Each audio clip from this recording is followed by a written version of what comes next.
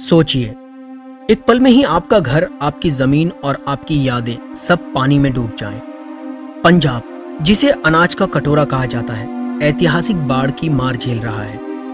अगस्त 2025 में हुई बेपनाह बारिश और ऊपरी इलाकों जैसे हिमाचल और जम्मू कश्मीर से डैम में छूटा हुआ पानी सतलुज, रावी और ब्यास नदियों को उफान पर लाने के लिए काफी था, जिससे 1400 से ज्यादा गांव पानी में डूब चुके हैं और लगभग 3.5 लाख लोग उससे प्रभावित हुए।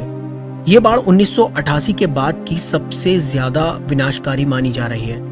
राज्य के सभी 23 जिले बाढ़ प्रभावित हैं और अब तक लगभग 37 लोगों की मौत हो चुकी है। स्कूल कॉलेज भी 7 सितंबर तक बंद कर दिए गए हैं। ये बाढ़ सिर्फ पानी नहीं लाती, ये लाती है भूख, बीमारी और बेबसी की लहरें। लेकिन याद रखिए, इंसानियत की सबसे बड़ी ताकत है मिलकर खड़ा होना।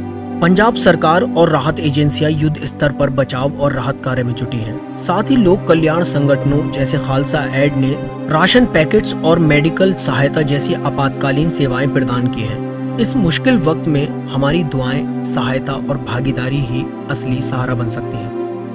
पंजाब को आपका साथ चाहिए, क्योंकि मुश्किल वक्त में इंसानियत ही असली सहारा बनती है।